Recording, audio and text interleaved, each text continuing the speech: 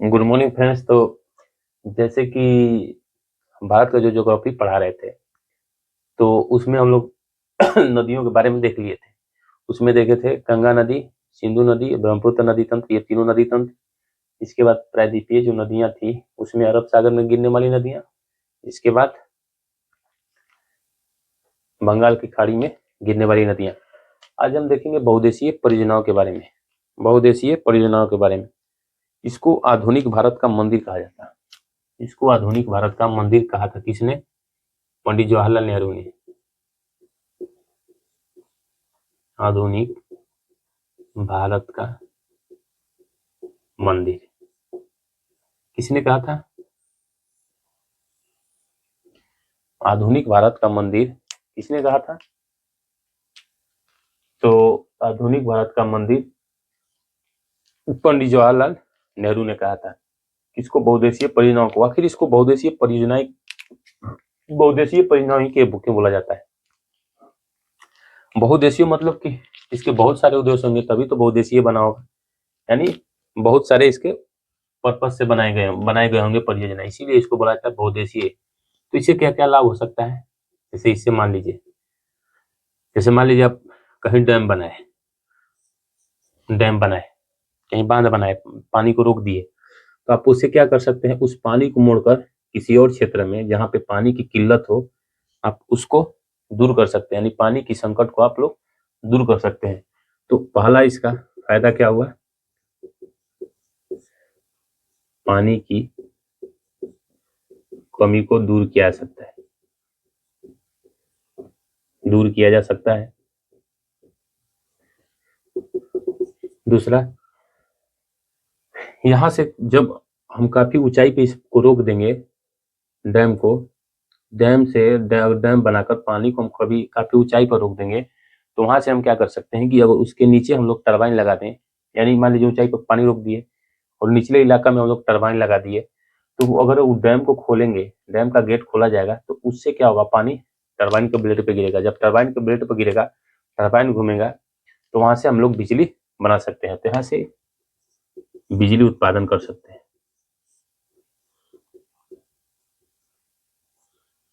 बिजली उत्पादन। तीसरा, अगर मान लीजिए पहले तो पानी की कमी को दूर किया जा सकता है, बिजली उत्पादन किया जा सकता है, इसका इस्तेमाल सिंचाई में भी किया जा सकता है।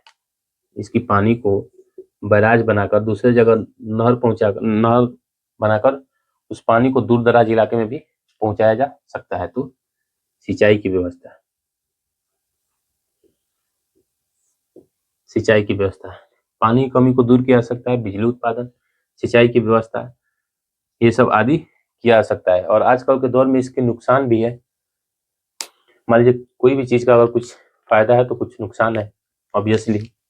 तो यहाँ तो मान लीजिए इसका फायदा है, लेकिन मान लीजिए जिस एरिया में डैम बनाया जा रहा है उस एरिया में मान लीजिए यहाँ डैम बना दिया गया और पहले यहाँ लोग निवास करते थे, उस वक्त डैम नहीं था। तो आप लोग जानते हैं कि जो आदिवासी है या जो एसटी लोग हैं, वो लोग क्या करते हैं कि इसी पहाड़ी एरिया में अपना गुजर बसर करते हैं।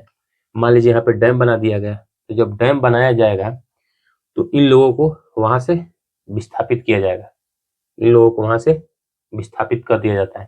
तो यहाँ से एक विस्थापन का डर बना रहता है। दूसरी बात कि जैसे युद्ध के टाइम में आप इसको एक तरह पानी बम का भी एक वाटर बम की तरह आप इस्तेमाल कर सकते हैं। जैसे मान लीजिए कि किसी यहाँ मान लीजिए कोई देश है, सपोज करिए यहाँ पे आपने डैम बनाया, यहाँ पे कोई मान लीजिए आप तो ऊंचे क्षेत्र में है, कोई आपके निचले क्षेत्र में मान लीजिए कोई देश है, या फिर मान लीजिए अभी मान लीजिए ये इंडिया है, ये बांग्लादेश है, सपोज करिए। तो बांग्लादेश पूरी तरह मैदानी में है, पूरी तरह मैदान में बसा है, और ये मान लीजिए इंडिया है, इंडिया काफी ऊंचाई क्षेत्र में है। क्योंकि वो अगर ऊंचाई क्षेत्र में नहीं होता तो जो यहाँ से पश्चिम से नदियां बहकर पूरब में नहीं जाती, इसका मतलब इंडिया ऊंचाई पे है। तो आप इसको यहाँ डैम बना के जब युद्ध का क्षेत्र होगा तो आप इस डैम को खोल सकते हैं। युद्ध के टाइम में आप पूरे डैम को खोल सकते हैं। तो जब डैम को खोलिएगा तो यहाँ पे बाढ़ आ जाएगा, तो ये अपने में व्यस्त हो जाएगा। तो आप एक तरह से इसको वाटर बम के रूप में भी इस्तेमाल कर सकते हैं। तो इस तरह से पर्यावरणीय नुकसान भी है, क्योंकि जहाँ डैम बनाइएगा, मान लीजिए जो वहाँ पहले पेड़ पौधे थे, वो पेड़ पौधे वहाँ समाप्त हो जाएंगे, जीव जंतु भी समाप्त हो जाएंगे। तो पहला वनस्पति का ह्रास होगा, जब वनस्पति का ह्रास होगा तो वहाँ से बायोडायवर्सिटी का भी ह्रास होगा। और जहाँ पे बायोडायवर्सिटी का ह्रास होगा, जहाँ पे वनस्पति का ह्रास होगा, मान लीजिए जहाँ पे वनस्पति वहाँ थी पहले पेड़ पौधे, जब वो ह्रास होंगे तो उसके ह्रास होने से आप CO2 की मात्रा भी बढ़ सकती है, क्योंकि ये पौधे होते हैं वो CO2 को कैप्चर करते हैं प्रकाश संश्लेषण में। तो जब प्रकाश संश्लेषण में कैप्चर करेंगे, तो जब वहां से वनस्पति ही नहीं रही तो उस क्षेत्र में CO2 की मात्रा बढ़ जाएगी। अब जहाँ CO2 की मात्रा बढ़ी तो उस क्षेत्र में ग्रीन हाउस गैस इफेक्ट बढ़ेगा। जहाँ पे ग्रीन हाउस गैस इफेक्ट बढ़ेगा, मान लीजिए ग्रीन हाउस इफेक्ट बढ़ा, तो वहां पे गर्मी ज्यादा होगी, वहां पे गर्मी ज्यादा होगी। और जहाँ गर्मी ज्यादा होगी, मान लीजिए जिस क्षेत्र में गर्मी ज्यादा हुई, सपोज करिए अगर वहां पे कोई बर्फ है, मान लीजिए कोई ग्लेशियर है, तो ग्लेशियर पिघलेगा। जब ग्लेशियर पिघलेगा तो इसमें पानी की मात्रा बढ़ती जाएगी, और जब पानी की मात्रा बढ़ती जाएगी तो इस डैम को टूटने की भी संभावना बढ़ जाएगी। तो इतने सारे इसके पर्यावरणीय नुकसान है। तो कुछ इसके फायदे हैं, कुछ इसके नुकसान भी हैं।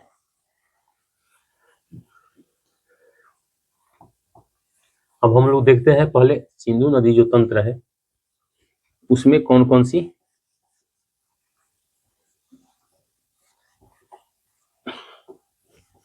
बहुदेशीय परियोजना है। पहले सिंधु नदी तंत्र के बारे में देखेंगे। सिंधु नदी तंत्र के बारे में पहले देखते हैं बहुदेशीय परियोजना है। ये मान लीजिए है सिंधु नदी तंत्र, आपको बताए थे ये है झेलम नदी, ये है चेनाब नदी जो कि यहाँ पर मिलती है। चेनाब के बाद रावी नदी, रावी के बाद ये सतलुज नदी, इसके बाद यहाँ पे छोटी सी नदी ब्यास नदी, इसके बाद एक किशन गंगा नदी, इसकी एक सहायक नदी है जो कि सुरु नदी है। हम लोग इसको भी देख लेंगे, सुरु नदी है यहीं पे, मान लीजिए ना सुरु नदी। तो पहले हम देखते हैं ये झेलम, चेनाब, रावी, ब्यास, सतलुज, ये है किशन गंगा। तो किशन गंगा पे एक यहाँ पे बनाया गया है डैम, इसको है किशन गंगा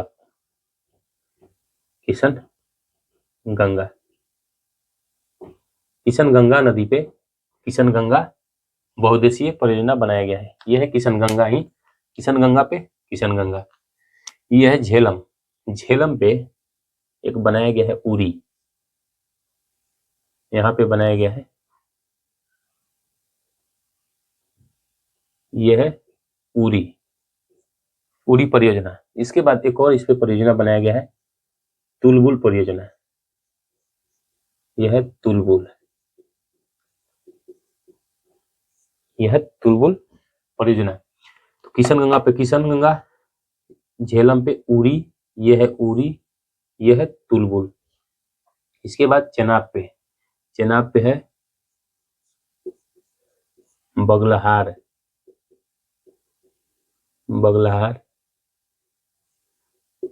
सल्लाल, दुलहस्ती, यह है दुलहस्ती, बगलहार, यह है सल्लाल, यह है दुलहस्ती। ये कहाँ है? यह है झेलम, यहाँ लिख दे झेलम। यह है सी मतलब चेनाब, यह है चेनाब, यह किशन गंगा। इसके बाद यह है रावी नदी। तो रावी नदी पे यहाँ पे रोहतांग दर्रे से निकलती है, तो यहाँ बनाया गया है एक रंजीत सागर डैम या थीन डैम। यह है थीन या इसी को बोलते हैं रंजीत सागर। यह है रावी नदी, यहाँ लिख लीजिए रावी, थीन या यहाँ पर लिख दे रहा हूँ रंजीत सागर,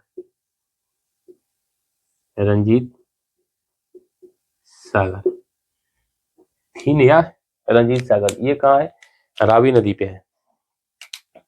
और ये कहाँ है? पंजाब में।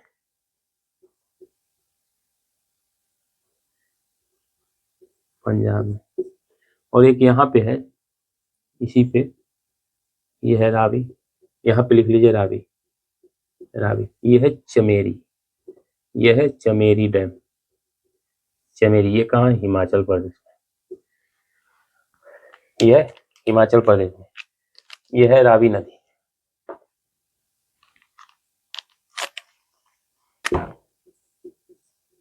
रावी, ये है सतलुज नदी, सतलुज। और ये है ब्यास नदी, ये है मान लीजिए ब्यास। तो यहाँ पे एक डैम बनाया गया है ब्यास नदी पे, पुंग डैम। यह पुंग, पुंग डैम, ये बनाया गया है हिमाचल प्रदेश में।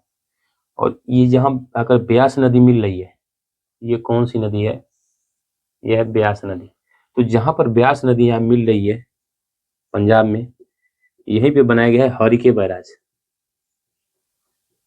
हरिके, यहाँ पे नहीं, ये कुछ दूर बनाया गया है। यहाँ पे एक और डैम है, यहाँ पे बना लीजिए हरिके बैराज।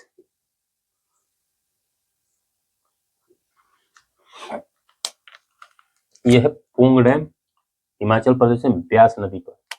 यह है ब्यास नदी। ये सब कहाँ है? जम्मू कश्मीर में है। ये सब जम्मू कश्मीर में है। ये हरिके बैराज, ये पंजाब में है। और ये भाखड़ा और नांगल दो बनाया गया है जहाँ पे मिल रही है, भाखड़ा और नांगल। भाखड़ा, नांगल। तो भाखड़ा पड़ जाता है हिमाचल में, नांगल पड़ जाता है पंजाब में। इसीलिए आप सुने होंगे भाखड़ा नांगल बांध। ये भाखड़ा नांगल बांध कहाँ है? पंजाब, ये जहाँ पे मिलती है पंजाब और इसके बॉर्डर पे है, पंजाब हिमाचल प्रदेश के बॉर्डर पे है, जहाँ पे आकर ब्यास नदी मिल रही है। और ये भारत का सबसे ऊंचा गुरुत्वीय बांध भी है। भारत का सबसे ऊंचा गुरुत्वीय बांध है। कौन सा है? ये भाखड़ा नांगल। यहाँ लिख लीजिए भाखड़ा नांगल, भाखड़ा नांगल, भाखड़ा नांगल। और इसके इधर जो जलाशय है वो है गोविंद बल्लभ। एक है गोविंद बल्लभ पंत, जो कि रिहंद नदी पे है।